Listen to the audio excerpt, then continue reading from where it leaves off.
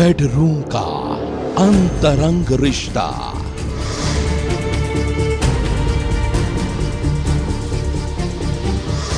Selfie की गुप्त कहानी। मैं सरकार से विनती करता हूँ कि अगर मैं मरता हूँ तो मेरे मरने के बाद इन पांचों को सख्त कार्रवाई की जाए। और सबसे बड़ा धोखा,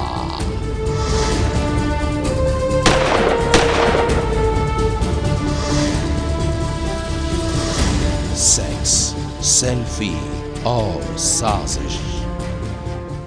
सनसनीखेज कहानी उस मर्डर की जिसकी पूरी साजिश कैद है एक वीडियो में, एक ऐसे वीडियो में जिसे मरने वाले शख्स ने खुद तैयार किया था, लेकिन वो ये नहीं जानता था कि ये सब कातिल की चाल है।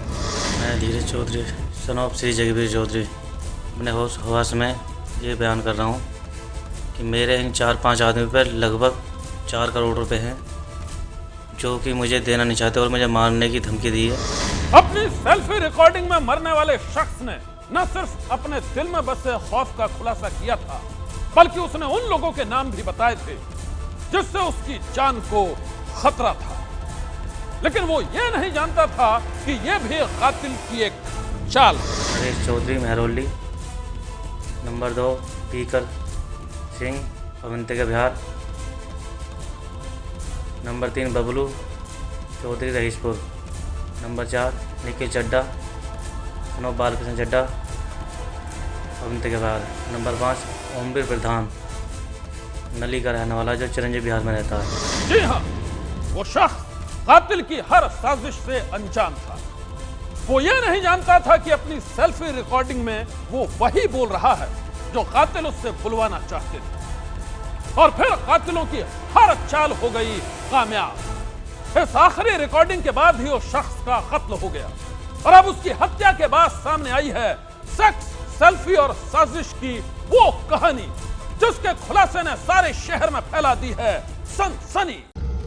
अपने कत्ल से पहले अगर कोई शख्स खुद अपने कातिलों का नाम बता दे तो इससे बड़ा सबूत और क्या हो सकता है। नरेश चौधरी महरौली, नंबर 2 पीकर सिंह अवंती के बिहार।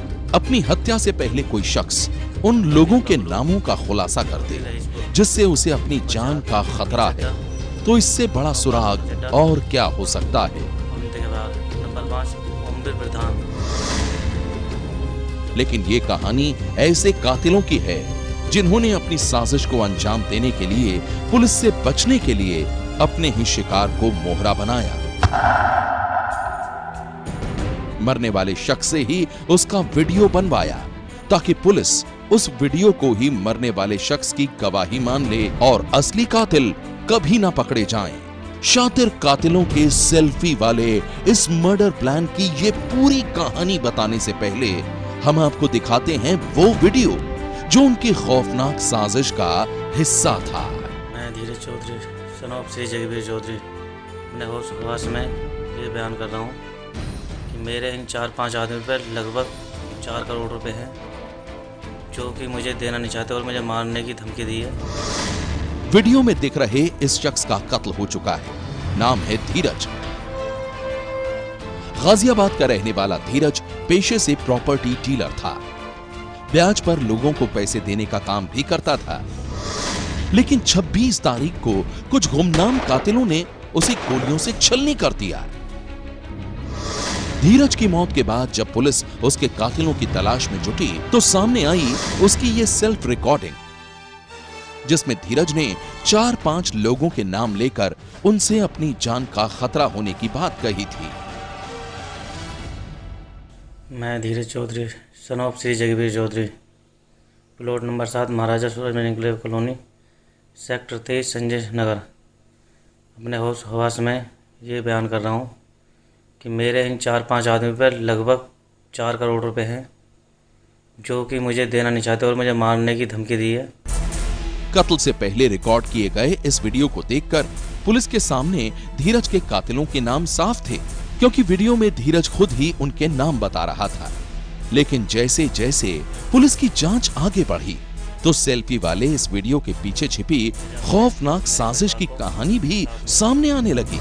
और फिर सामने आया वो सच जिसके खुलासे ने पुलिस वालों को भी सन्न कर दिया। धीरज के कत्ल की जांच में जुटी गाजियाबाद पुलिस के सामने वो वीडियो था जिसमें धीरज ने खुद कुछ लोगों से अपनी जान का खतरा बताया था। उन लोगों से रुपयों के लेन देन को लेकर उसका विवाद चल रहा था। धीरज को आशंका थी कि वो लोग उसकी हत्या कर सकते हैं और जब धीरज की हत्या के बाद पुलिस ने अपनी तहकीकात शुरू की तो आखिरी रिकॉर्डिंग की ये पूरी कहानी बदल गई। तो जब ये घटना हुई स्वाभाविक था कि हमारा भी पहला डायरेक्शन वो वीडियो की तरफ गया और उसमें जो नाम दिए गए थे उस पर हम उन लोगों पर कार्रवाई करने लगे। पर उस टाइम जब उनको पूछताछ के लिए लिया गया, हिरासत में लिया गया, तो बात कुछ समझ में नहीं आ रही थी, मोटिव समझ में नहीं आ रहा था। धीरज ने अपने वीडियो में जिन लोगों के नाम लिए थे, पुलिस जांच में कत्ल के वक्त उनकी लोकेशन मौका वारदात पर नहीं मिली। ऐसे में पुलिस के सामने ये साफ था कि धीरज ने जिन लोगों पर हत्या का शक जताया था वो उसके कातिल नहीं है। ऐसे में अब सवाल ये था कि अगर उन्होंने धीरज का कत्ल नहीं किया है तो फिर कौन है धीरज के असली कातिल और क्या है धीरज की सेल्फी वाली इस रिकॉर्डिंग का आखिरी सच। इन बातों की जांच करने के लिए पुलिस ने मुखबिरों का जाल बिछाया और फिर सामने आया वो सच जिस पर एक बार तो पुलिस भी यकीन नहीं कर पाई। पुलिस को पता चला कि धीरज की पत्नी प्रीति चौधरी और उसके ममेरे भाई वरुण के बीच नाजायज संबंध है। हमें अपने सोर्सेज से जानकारी पता चली कि ये कुछ दिन पहले जेल से छूटा है और इसके पत्नी का और वरुण का एक तरीके से एक बहुत घनिष्ठ संबंध था और इसमें कुछ दिन पहले जब वो जेल में था तो कुछ दिन के लिए ये अपना घर-दार छोड़कर, अपने बच्चों को छोड़कर वरुण के साथ जाकर रहने लगी थी। फिर उसके परिवार वालों ने उसको समझाया बुझाकर ले आया और उसके बाद ये वापस आई थी। तो जब ये हमें इस चीज़ों में डाउट होने लगा तो इसके बाद हमने वो एंगल को भी इंक्लूड कर दिया। धीरज की पत्नी प्रीति और धीरज के ममेरे भाई वरुण के नाजायज रिश्तों की ये कहानी जब पुलिस के सामने आई तो तहकीकात की पूरी दिशा ही बदल गई। जांच में पुलिस को यह भी पता चला कि गुनाह के एक मामले में जब धीरज कुछ महीने पहले जेल में बंद था तब धीरज की पत्नी और उसके ममेरे भाई के बीच बना वो नाजायज रिश्ता और भी गहरा हो गया था। इतना गहरा कि दोनों एक दूसरे के बिना पल भर भी रह नहीं पाते थे। लेकिन धीरज के जेल से बाहर आने के बाद ये कहानी बदलने लगी। धीरज अपनी पत्नी प्रीति और ममेरे भाई वरुण के बीच बने नाजायज रिश्ते में सबसे बड़ा रोड़ा बन गया। हमें अपने सोर्सेज से जानकारी पता चली कि ये कुछ दिन पहले जेल से छूटा है और इसके पत्नी का और वरुण का एक तरीके से एक बहुत घनिष्ठ संबंध था और इसमें कुछ दिन पहले जब वो जेल में था तो कुछ दिन के लिए ये अपना घर-दार छोड़कर, अपने बच्चों को छोड़कर वरुण के साथ जाकर रहने लगी थी। फिर उसके परिवार वालों ने उसको समझाया बुझाकर ले आया और उसके बाद ये वापस आई थी। तो जब ये हमें इस चीज़ों में डाउट होने लगा तो इसके बाद हमने वो एंगल को भी इंक्लूड कर दिया। पुलिस के मुताबिक प्रीति और वरुण धीरज से छुटकारा पाना चाहते थे। उसी दौरान उनकी मुलाकात जयदीप सिरोही नाम के एक शख्स से हुई। पुलिस में कांस्टेबल रह चुके जयदीप ने धीरज को करीब 1.5 करोड़ रुपए उधार दे रखे थे। धीरज उसके वो पैसे वापस नहीं कर रहा था, इसलिए वो भी धीरज से नाराज था। ऐसे में प्रीति और वरुण के पास जयदीप के साथ मिलकर धीरज को रास्ते से हटाने का अच्छा मौका था। तो ये तीनों ने योजना बनाई थी। जयदीप का मोटिव ये था कि ये पैसा नहीं मिल रहा है और जब ये मर जाएगा, इसकी हत्या हो जाएगी तो पूरी प्रॉपर्टी पत्नी के नाम हो जाएगी और ये प्रॉपर्टी में इनका प्लान था कि आधी प्रॉपर्टी जयदीप के पास रहेगी और आधी प्रॉपर्टी वरुण और इसकी पत्नी ये रखेंगे। एक नाजायज रिश्ते की खातिर धीरज की पत्नी प्रीति और उसके ममेरे भाई वरुण ने उसके कत्ल का फैसला कर लिया था और उन दोनों के इस फैसले में एक तीसरा शख्स जयदीप भी शामिल हो गया था। तीनों के बीच ये करार हुआ था कि धीरज के हत्या के बाद वो लोग उसकी प्रॉपर्टी को आधा आधा बांट लेंगे। आधी प्रॉपर्टी वरुण और प्रीति के हिस्से में आ जाएगी और आधी जयदीप को मिल जाएगी। कत्ल की एक वारदात को अंजाम देने के लिए 3 लोगों ने मिलकर यह साजिश रची। तीनों ने फुल प्रूफ प्लानिंग की और अब बारी थी ऐसी झूठी कहानी गढ़ने की जिसमें पुलिस उलझ कर रह जाए। पुलिस को गुमराह करने के लिए धीरज की पत्नी प्रीति ने एक शातिर चाल चली। धीरज का कई लोगों से पैसे के लेन देन को लेकर विवाद चल रहा था। उसकी पत्नी ने इसी बात का फायदा उठाया। उसने अपने पति धीरज के दिमाग में यह बात बैठा दी कि पैसों के लेन देन को लेकर उसकी हत्या हो सकती है, और फिर धीरज का ब्रेन वॉश करके उसकी पत्नी प्रीति ने ही धीरज से बनवाया ये आखिरी वीडियो। ऐसा वीडियो जिसमें धीरज खुद अपनी हत्या की आशंका जाहिर कर रहा था। यही नहीं, जिन लोगों से उसे अपनी जान का खतरा था वो उनके नाम भी बता रहा था। मैं सरकार से विनती करता हूँ कि अगर मैं मरता हूँ तो मेरे मरने के बाद इन 5 को सख्त कार्रवाई की जाए। वो उनका मोटिव ही यही था कि जब ये घटना की जाए तो जो असल एक्यूज्ड है उनका नाम बिल्कुल सामने ना आए, कोई और ही सामने आ जाए। जो घटना में अंजाम थे उन्होंने तो जाहिर है कि उन्होंने अपना नाम इसमें रखा नहीं। वो बाकी के जो 4 लोग थे जिससे लेन देन का विवाद उसका वो भी चल रहा था, पैसे आ नहीं रहे थे, तो उसके दिमाग में वो बिठा दिया गया कि ये घटना करने वाली। पुलिस के मुताबिक धीरज को अपनी पत्नी की बातों पर इस कदर एतबार हो गया था कि उसने उन्हीं लोगों का नाम अपने आखिरी वीडियो में लिया जिनका नाम उसकी पत्नी ने लेने के लिए कहा था। साजिश का वीडियो तैयार हो गया था। एक बेवफा पत्नी की चाल कामयाब हो गई थी, और फिर 26 जून को हत्या की खौफनाक प्लानिंग कर प्रीति ने वरुण, जयदीप और एक और शख्स के साथ मिलकर धीरज को मौत के घाट उतार दिया। इन्होंने ये घटना करने के लिए पहले भी 22 तारीख को भी प्रयास किया था। घर के अंदर की इंफॉर्मेशन उसकी पत्नी लगातार दे रही थी। 22 तारीख को उसने बताया कि ये ऑफिस में मौजूद था, मगर जब ये लोग वहाँ पहुँचे तो इनको ये पता चला कि काफ़ी लोग वहाँ मौजूद थे, ऑफिस में उसके बैठे हुए थे, तो उस टाइम असफल रहे। 26 तारीख को पुनः उसके पत्नी ने उसको बताया कि ये सही वक्त है, इस टाइम पर घटना कारित की जा सकती है। तो 26 तारीख के शाम में ये घटना को इसने अंजाम दिया और वहां से मौके से ये लोग फरार हो गए। पुलिस के मुताबिक धीरज की बेवफा पत्नी प्रीति ने अपने आशिक वरुण के साथ मिलकर बड़े ही शातिराना अंदाज में धीरज को मरवा डाला। इन लोगों ने सोचा था कि धीरज की हत्या के बाद पुलिस उसके रिकॉर्ड किए गए आखिरी वीडियो को सच मान लेगी और फिर हत्या के आरोप में उन लोगों को गिरफ्तार कर लेगी जिनका नाम धीरज ने लिया था। लेकिन तहकीकात के बाद सारा सच उजागर हो गया और फिर कत्ल के आरोप में पुलिस ने प्रीति के साथ ही उसके आशिक वरुण को भी गिरफ्तार कर लिया। जांच में पुलिस को एक सीसीटीवी फुटेज भी मिला है जिसमें वरुण और कत्ल में शामिल एक और आरोपी भी दिखाई दे रहा है।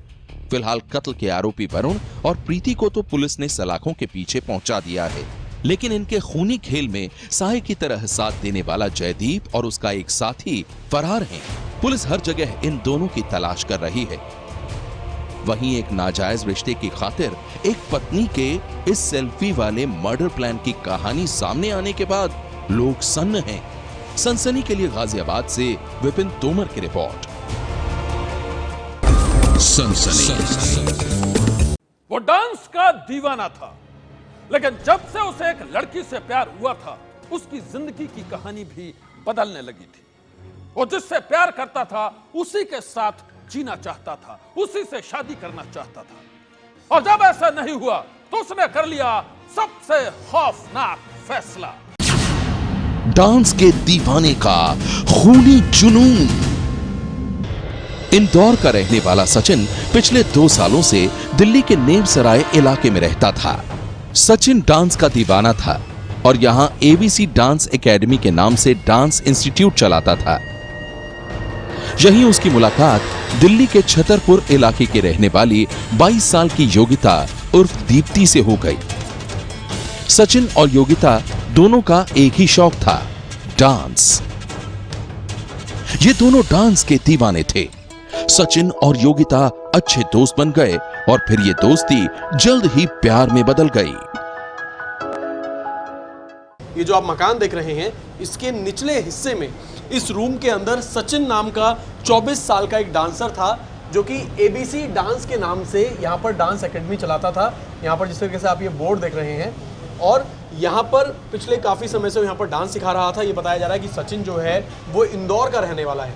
सचिन की कुछ समय पहले दीप्ति नाम की एक लड़की से दोस्ती हुई थी जो दिल्ली के छतरपुर इलाके की रहने वाली है। सचिन के दोस्तों के मुताबिक सचिन बहुत परेशान था और उसकी परेशानी की वजह थी योगिता की कहीं और शादी तय हो जाना। सचिन अपने दोस्तों से अक्सर कहता था कि उसकी गर्लफ्रेंड योगिता की शादी होने वाली थी, जिससे वो डिप्रेशन में था। योगिता और दीप्ति की शादी तय होने के बाद से ही सचिन और योगिता का अक्सर झगड़ा होता रहता था। सचिन किसी भी कीमत पर योगिता को खोना नहीं चाहता था, लेकिन योगिता फैसला ले चुकी थी। सचिन ने बात करने के लिए मंगलवार को योगिता को अपनी डांस एकेडमी में बुलाया, जहां दोनों के बीच लड़ाई हुई और उसी के बाद पहले तो सचिन ने बिजली के तार से योगिता की गला दबाकर हत्या कर दी और फिर योगिता के दुपट्टे से ही फांसी लगाकर अपनी भी जान दे दी। सचिन ने कल दीप्ति को यहाँ पर बुलाया, उसके बाद आज सुबह यहाँ पर पुलिस पहुंची और ये पता चला कि सचिन ने पहले एक वायर से अपनी गर्लफ्रेंड, अपनी दोस्त दीप्ति की गला घोंटकर हत्या की और उसके बाद पंखे से फांसी लगाकर खुदकुशी कर ली। शायद सचिन ने कुछ दिन पहले ही ठान लिया था कि वो ऐसा ही कुछ करने वाला है। 3 दिन पहले ही सचिन ने अपने स्टूडेंट से कहा था, मैं रहूं या ना रहूं, लेकिन तुम लोग अपने डांस को मत रोकना। इतना ही नहीं, सचिन ने 3 दिन पहले अपना व्हाट्सएप स्टेटस भी बदला था। सचिन के पास 2 मोबाइल थे। सचिन ने अपने पहले नंबर पर रविवार को व्हाट्सएप स्टेटस डाला कि एक गलती फिर से हो गई, ट्रस्ट, और इसी के साथ रोने वाली स्माइली भी लगाई। सचिन के दूसरे नंबर का व्हाट्सएप स्टेटस था, आदमी मेहनत सिर्फ इसीलिए करता है ताकि अपनी वुमन को रानी बना सके। मंडे को हमारी क्लास थी तो सर ने कहा कि जो भी करो अच्छे से करो, कभी मैं हूँ ना हूँ, तुमको हमेशा आगे बढ़ना, वो भी मेहनत से, जल्दीबाजी की कोई वो नहीं है, जितने तुम लिमिट से सोगे उतना अच्छा आगे होगा। और भी ऐसे करके बता रहे थे और बहुत खुश थे उस दिन। फिलहाल पुलिस पूरे मामले की जांच कर रही है। हैरानी की बात यह है कि जो आप सबसे ऊपर बोर्ड पर एक नंबर देख रहे हैं जिसमें सचिन का नाम लिखा हुआ है, उस नंबर के व्हाट्सएप स्टेटस पर सचिन ने रविवार को एक स्टेटस डाला था कि एक गलती दोबारा से हो गई, ट्रस्ट करके उसमें सैड होने की स्माइली भी उसे दे रखी थी। इस व्हाट्सएप स्टेटस का क्या मतलब था, ये भी पुलिस अभी खंगालने की कोशिश कर रही है। फिलहाल पुलिस ने सचिन और योगिता की लाश को पोस्टमार्टम के लिए भेज दिया है। मौका वारदात से कोई नोट बरामद नहीं हुआ है, इसलिए पुलिस दोनों के ही परिवार से जानने की कोशिश कर रही है कि क्या इस वारदात के पीछे योगिता की कहीं और शादी तय होना था या फिर कुछ और। सनसनी के लिए दिल्ली से अभिषेक नयन और अभय पराशर की रिपोर्ट।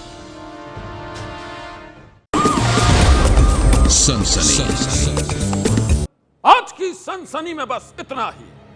आप रहिएगा होशियार, सन्नाटे को चीरती सनसनी कल फिर देगी दस्तक आपकी दहलीज पर। सनसनी।